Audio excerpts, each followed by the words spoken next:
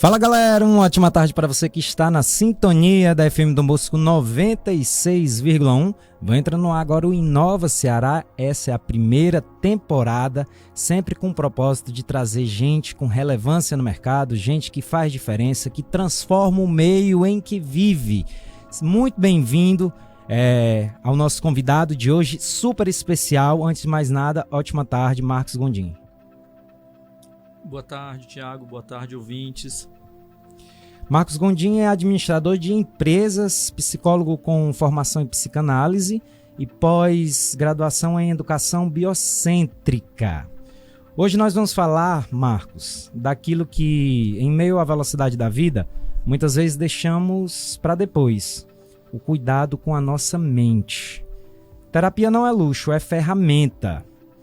Vamos entender onde até a terapia humana entra quando tudo ao redor promete respostas instantâneas. Esse imediatismo da internet, esse efeito comparativo, a gente vai tentar destrinchar aí hoje durante o Inova Ceará. E já convidar você que nos escuta a participar através do 988955023, 988955023. Marcos, em muitos lares a gente ainda escuta: engole o choro, não reclama, fica quieto.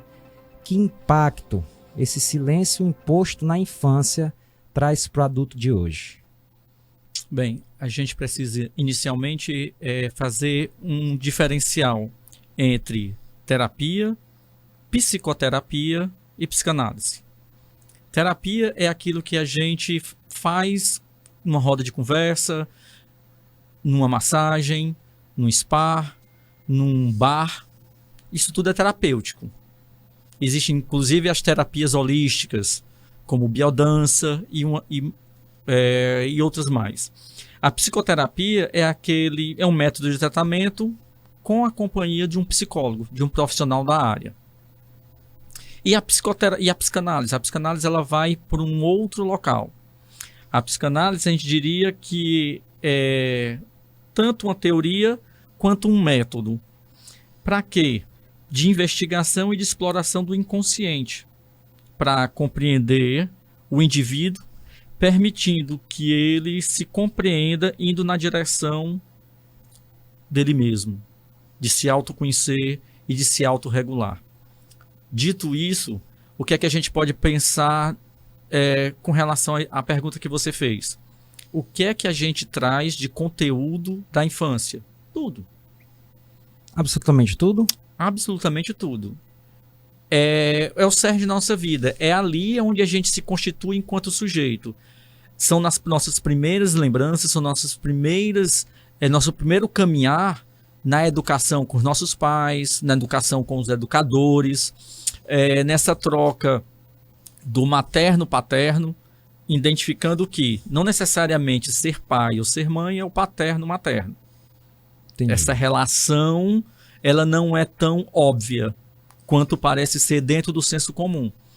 O materno pode ser a mãe, aquela que gerou, como pode ser quem adotou, pode ser o centro de educação. O paterno pode ser o pai, aquele que gerou, mas pode ser a mãe companheira, pode ser o companheiro, pode ser um avô, pode ser um tio, pode ser uma avó, ou seja, pode ser... O que é que a gente entende? A mãe é aquela que acolhe. O pai é aquele que ordena, é a lei, é aquele que veta a disposição do filho de fazer coisas e entender que não existe só a mãe para ele, não existe só aquela relação ambígua da mãe para com o filho, existe uma terceira. Seriam referenciais na vida da criança. Isso. Então, a criança, até a sua formação ali, a adolescência, obviamente que também na faixa etária de ser adulto. O reflexo de hoje é a construção da própria história da pessoa? Perfeito. Seria mais ou menos isso? Perfeitamente isso. Nós vamos, durante nossa vida, construindo, trilhando um caminho. E esse caminho, ele é dado nas relações. Hoje a gente diz muito que, e isso é o que a ciência vem cada vez mais se aprimorando, é que somos seres biopsicossociais. Que é isso, Marcos? Biopsicossocial é que nós somos biológicos, carne, sangue, vísceras, nós somos psicológicos porque nós somos mente, e nós somos social, porque nós somos das Seres relações. de relações. E aí, conforme nós vamos nos desenvolvendo, esses traços vão acontecendo e nós vamos marcando. Ninguém passa na vida de forma ilesa. Hoje eu estou vindo aqui a primeira vez e nesse momento eu estou conhecendo vocês. De uma certa forma, eu vou transformar vocês em algum ponto, vocês e os ouvintes, e vocês estão me transformando em algum ponto. Que é sobre trocas. Isso. Você falou de ser seres de relacionamento. De relacionamento, isso, de né? relações.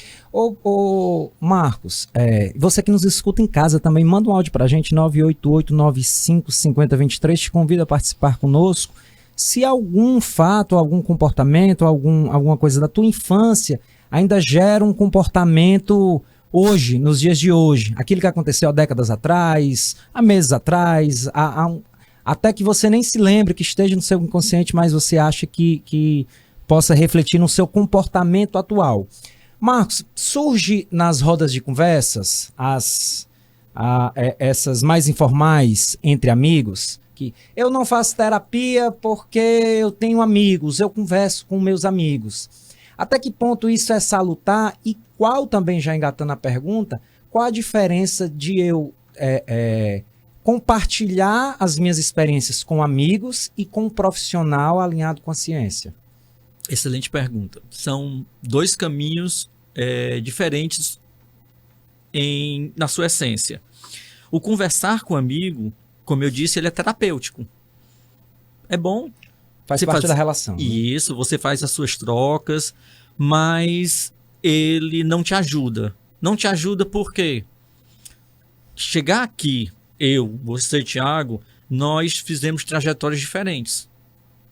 Isso faz em cada um de nós marcas e traços de vida diferentes.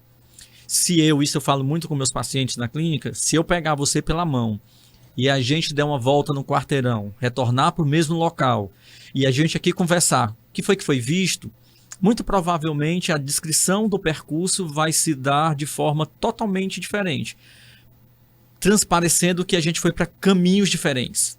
Você seguiu um caminho. Por quê? Eu vou olhar talvez mais natureza, você talvez vai olhar mais para carros, ou seja, muito daquilo que a gente trouxe na nossa história vai estar presente. Então eu sento numa mesa, converso com um amigo sobre um problema que eu estou passando.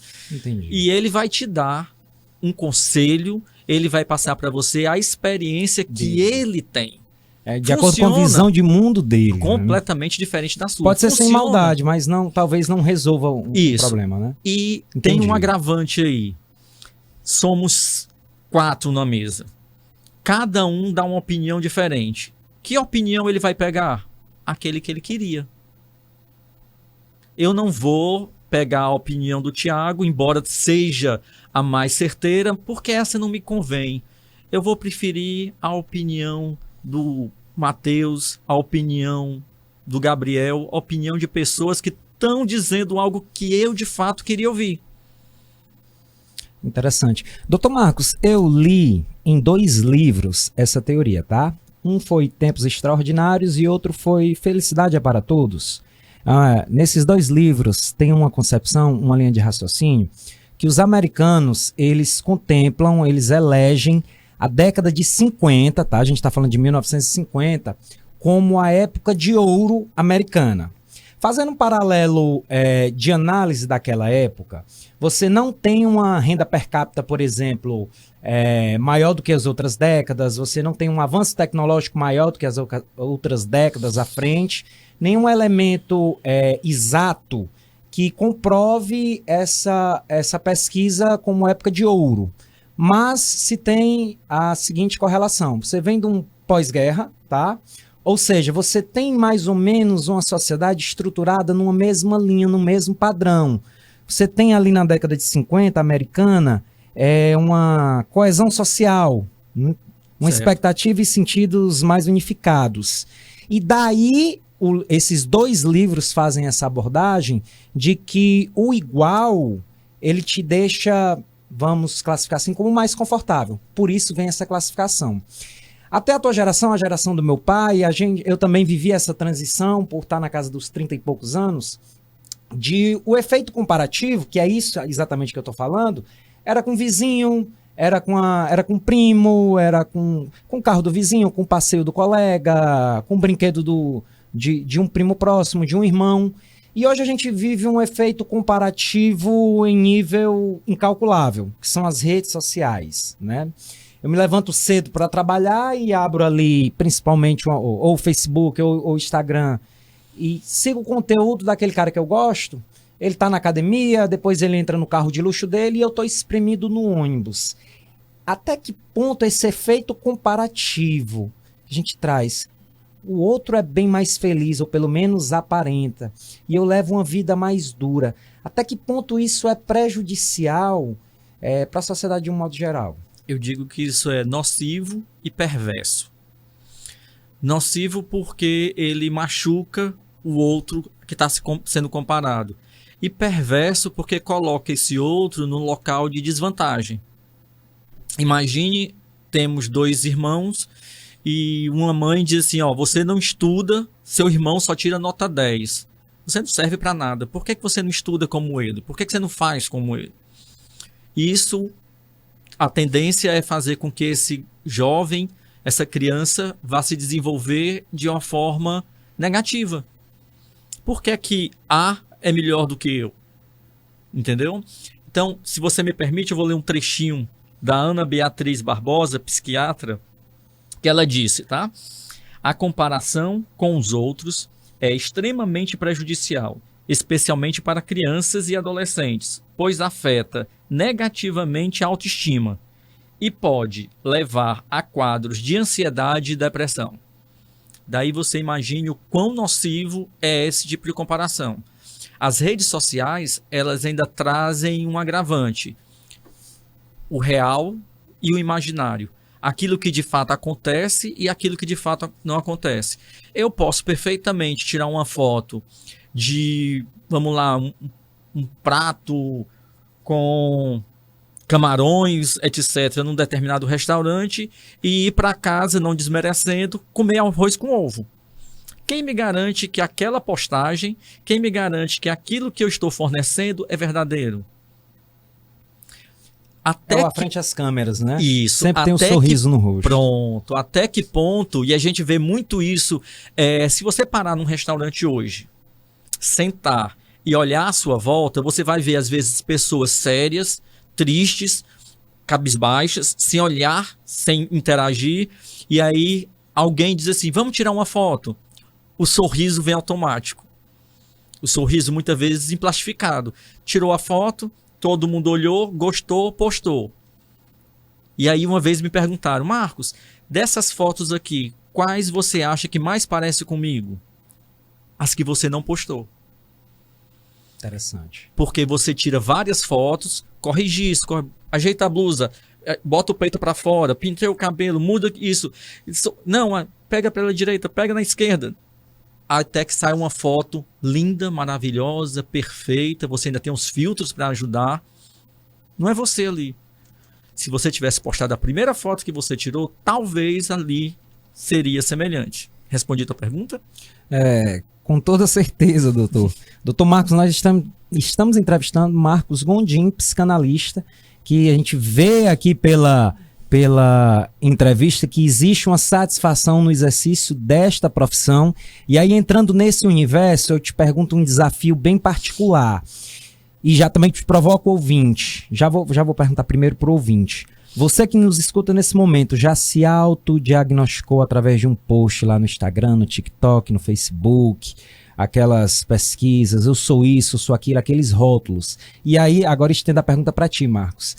Já chegou gente no teu consultório com já meio que informado pela, a gente pode classificar entre aspas, o Instagram terapia, já com técnicas de abordagem, com rótulos, mas com uma confusão emocional que nem ele sabia onde estava? Eu posso ir até um pouquinho mais a fundo. Hoje, com o advento da IA, né, inteligência artificial, muita gente está abandonando o consultório ou não está indo para a psicoterapia ou para a psicanálise porque acredita que a IA vai te dar uma solução para isso. E, lógico, preservando a identidade deles já me trouxe, e inclusive eu pedi que trouxesse um diagnóstico, vamos colocar assim, né, da inteligência artificial para essa pessoa. E é impressionante. É impressionante porque a IA vai numa profundidade de chegar no ponto e dizer assim, ao final de todo o texto, ele diz: você sabe que você não está sozinho, eu estou aqui. Como se fosse uma pessoa, né? Eu quem? E aí, essa fragmentação dá para as pessoas uma ideia de pertencimento irreal.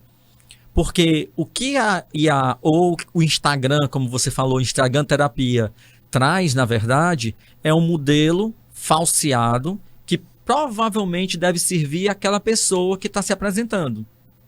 Fórmulas prontas, né? Isso. Como você falou da volta no quarteirão, cada um vai ter sua percepção, porque você enxerga o mundo de acordo com as suas experiências, né? E hoje eu faço, quando as pessoas, Marcos, você vai perder o seu emprego, o seu trabalho para IA. Aí eu digo, não, porque senão as psicoterapias e a psicanálise já teriam perdido o emprego para cartomante.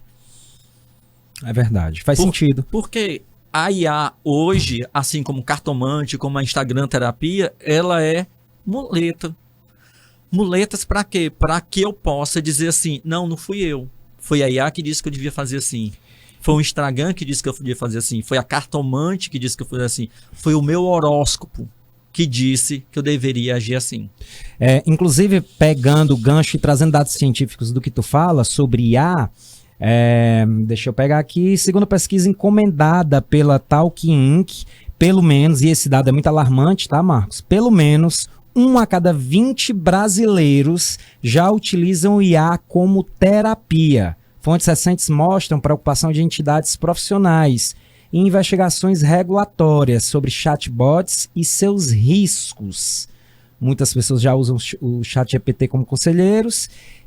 Além do risco ético, né, e clínico, como tu vê que as pessoas podem confundir respostas automatizadas com essa empatia e diagnóstico? É justamente isso? É justamente não ser isso.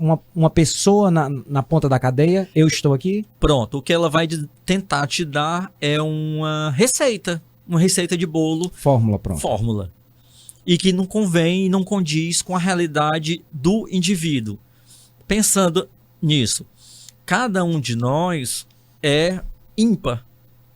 Por quê? Temos características semelhantes, somos, na essência, seres humanos. Mas o que nos difere são as nossas relações, é a nossa construção. Irmãos, nascidos, que vivem na mesma casa, seguem caminhos completamente diferentes. Concordo contigo e já vou pegar gancho e também provocar o nosso público ouvinte nesse momento através do 988-95-50-23. Assim como você acabou de falar, heranças e traços físicos que a gente tem, a questão da genética da nossa família, herdamos também padrões emocionais, medos, culpas, muitas vezes silêncios, esse silêncio grita, inclusive, muitas vezes, né? Como a terapia, Dr. Marcos, pode ajudar a quebrar esses ciclos que atravessam gerações, que hoje, eu, Thiago, aos 37, tenho um comportamento que às vezes não identifico o porquê, que ele foi moldado lá com 10, 12, 15, 8 anos. E eu diria, não moldado, mas naturalizado. Vamos naquele exemplo do que você inicialmente disse, cala a boca, engole o choro. O quão nocivo é isso? Quando eu mando você calar a boca, eu estou dizendo para você que você não é importante, que a sua opinião não me interessa. E aí eu começo a transformar esse garoto que naturalmente era espontâneo num garoto artificialmente tímido. Podado. Cerceado. Atravessado por condutas, muitas vezes por pais manipuladores e nocivos dentro da sua realidade. Vamos agora crucificar pais, beneficiar filhos. Não é disso que se trata. É entender que cada um de nós trazemos na nossa bagagem algo que nos é dado e que por muitas vezes não foi pedido. Antes da gente nascer, olha que interessante. Quando você é feito a ultrassom, lá é detectado o sexo do feto, e aí, a partir daquele momento, os seus pais passam a fazer tudo por você. Se você é menino, eles decidem cores, brinquedos, o formato do quarto, inclusive uma coisa que você traz e atravessa a sua vida toda, seu nome. O seu nome é, de forma, vamos dizer assim, natural, escolhido por outros. Nem o próprio nome. Nem o próprio nome a gente carrega como nosso. Então, imagine os outros pesos que vão sendo colocados dentro dessa criança ao longo.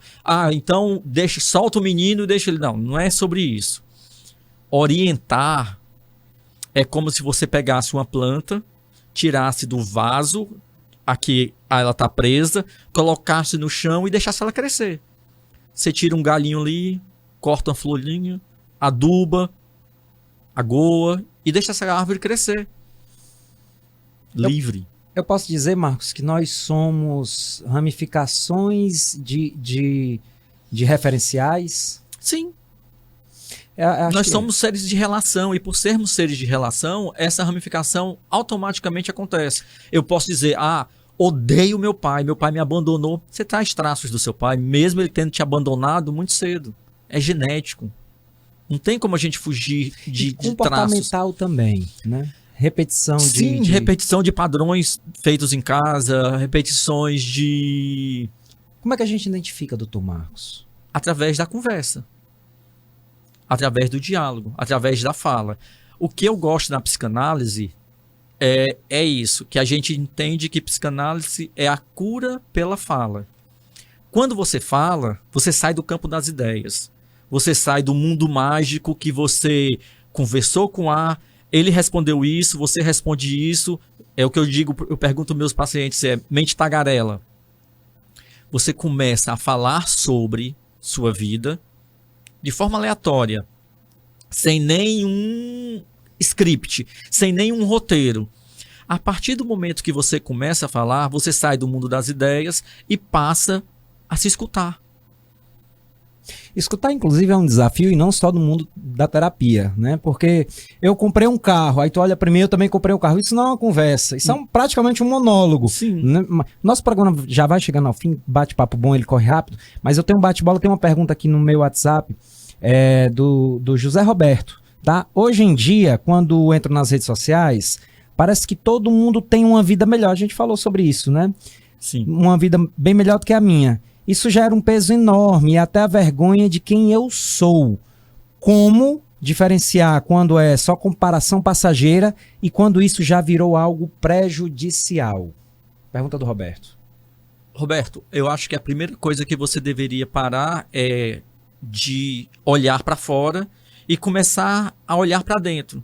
Saber de fato quem você é, se você está dentro de um contexto que funciona, se as suas relações são saudáveis, se as pessoas que se aproximam de você se aproximam por aquilo que você tem, não por aquilo que você é e representa. Olhar para dentro é sempre uma viagem muito difícil, muito complexa, mas é uma das viagens mais necessárias. Quando a gente olha para dentro, a gente começa a se entender.